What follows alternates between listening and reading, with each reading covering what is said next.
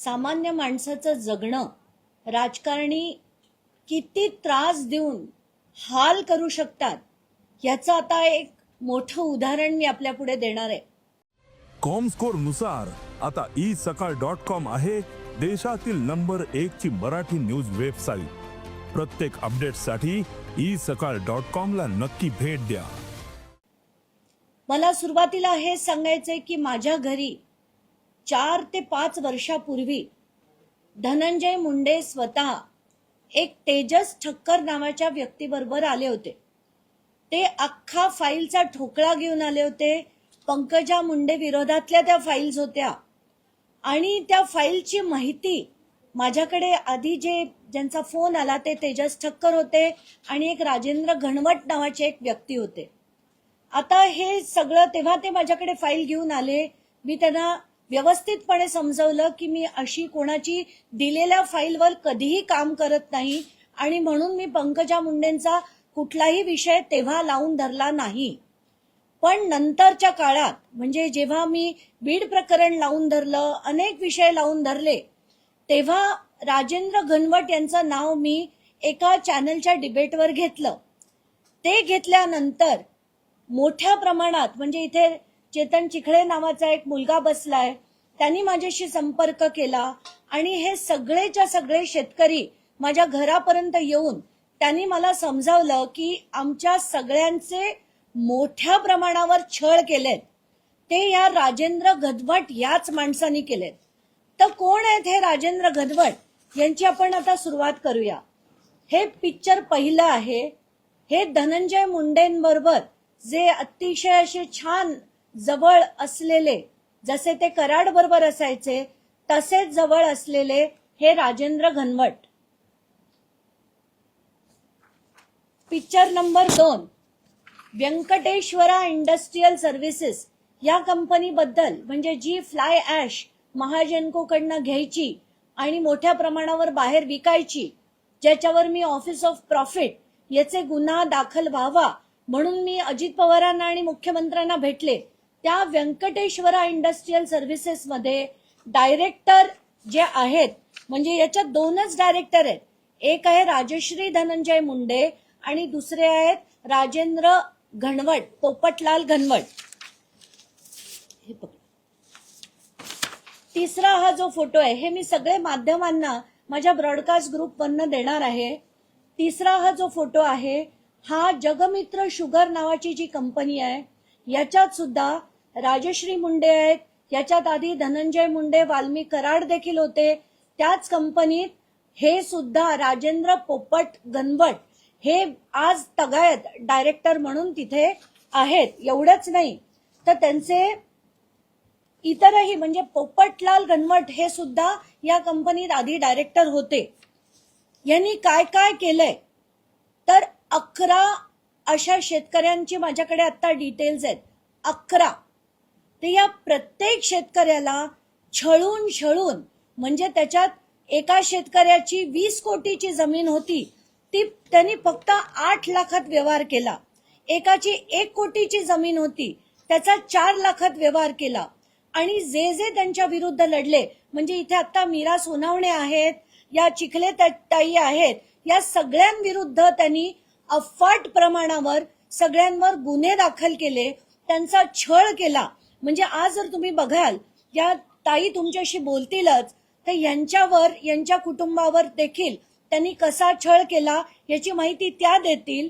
मीरा सोनावणे यांचं त्यांनी म्हणजे त्यांच्या जे व्यक्ती घरचे 1997 मध्ये वारले होते ते 2006 जिवंत दाखवून त्यांचा व्यवहार झाला असं दाखवलं.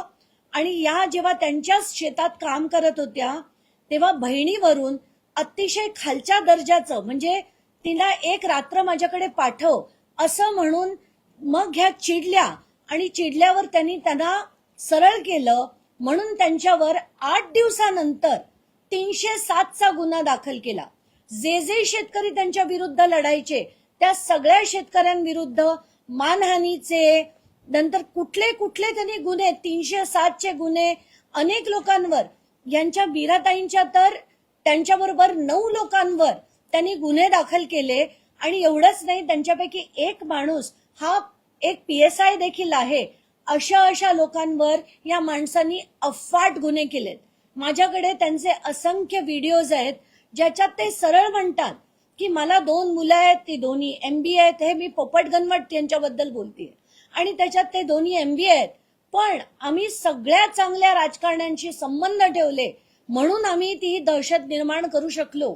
आणि म्हणून आम्ही दहशत निर्माण करू शकलो असं नाही म्हटलंय, म्हणून आम्ही अशा अनेक जमिनी घेऊ शकलो, अनेक प्रोजेक्ट राबवू शकलो. तर शिवम बद्दल त्यांनी कसे तिथे मोठ्या प्रमाणात प्रोजेक्ट्स राबवलेत याची माहिती देखील त्यांनी त्या व्हिडिओमध्ये दिली आहे. हेच आपल्याला सांगतं की राजकारण्यांना हाताशी धरून हे बिल्डर्स अशा सगळ्या असंख्य शेतकऱ्यांच्या जमिनी लाटल्या जातात. त्यांना कवडी मोलाची किंमत सुद्धा दिली जात नाही. आणि जो त्यांच्या विरुद्ध लढतो त्या सगळ्यांवर खोटे गुन्हे दाखल करून त्यांना जेरीला आणलं जातं की कोणाच्या ताकद उरत नाही की या सगळ्यांना कुठेतरी त्यांनी उत्तर द्यावं. तर पोपटलाल घनवट यांना माझं आव्हान आहे, तुम्हाला हवे तेवढे तुम्ही माझ्यावर गुन्हे दाखल करायचे, गुन्हे तर तुम्ही करू शकत नाही, पण तुम्ही मानहानीचे किंवा कशाचे जे करायचे तुम्ही हव्या तेवढ्या केसेस करा. प्रत्येक तुमच्या केस मधली सगळे डिटेल्स माझ्याकडे आहेत आणि ते सगळे डिटेल्स मी दाखवणार आहे. तुमचा एक संजय चव्हाण नावाचा, संजय उर्फ आनंद चव्हाण नावाचा एक माणूस आहे, त्याच्या नावावर सगळ्या पॉवर ऑफ अटॉर्नी घेतल्या जातात आणि तो त्याचा कसा मिसयूज करतो त्याचे सगळे डिटेल्स माझ्याकडे आहेत. आणि एवढंच नाही तर या पोपट घनवट यांच्यावर असंख्य असे FIRs ऑलरेडी असताना हाच व्यक्ती त्याची बी समरी करून घेतो आणि याचे सगळे डिटेल्स आहेत. तर मी गृह मंत्रालयाला लिहून हे सगळे बी समरी झालेले सगळे गुन्हे हे पुन्हा रिओपन करा अशा मागणीचं पत्र मी पाठवणार आहे.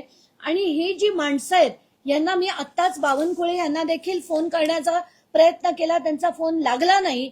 पण मी बावनकुळेंना या सगळ्या लोकांना त्यांच्याकडे पाठवणार आहेत, ज्यांच्या सगळ्या जमिनीच्या व्यवहाराची पुन्हा चौकशी करून योग्य तो निर्णय घेतला गेला पाहिजे. आणि अशा जे बिल्डर्स आहेत जे असे लाटण्याचा प्रयत्न करतात त्यांची राजकीय ताकद वापरून, तर त्यांच्यावर कारवाई सक्त झाली पाहिजे अशी माझी मागणी आहे. एवढंच नाही तर धनंजय मुंडे आणि यांचा काय काय संबंध आहे, कसे कसे व्यवहार आहेत, आर्थिक व्यवहार किती आहेत, या सगळ्या गोष्टीची चौकशी झाली पाहिजे अशी देखील माझी मागणी आहे. आणि ती लवकरात लवकर व्हावी असे मी आव्हान मुख्यमंत्री आणि वित्तमंत्री या दोघांना करते. शेतकऱ्यांचा छळ झाला म्हणताय तुम्ही, मोडस ऑपरेंडी कसं होती, म्हणजे कसं छळ करायचे आणि कधी वर्षापासून हे सगळं गेले 10 ते 12 वर्ष ते करतायत असं त्यांनी व्हिडिओमध्ये म्हटलंय. पण खरं तर हे 2004-5 सालापासून त्यांनी सुरू केलं. आणि इथे जे बसलेले सगळे आहेत यांचे व्यवहार सगळे त्याच काळात झालेत. सगळं खोटं दाखवलंय. मय्यत व्यक्तीला जिवंत दाखवून डॉक्युमेंट केली आहेत, जे जिवंत आहेत त्यांना मय्यत दाखवून डॉक्युमेंट्स केली आहेत. अफाट घोळ केलेत, अफाट घोळ.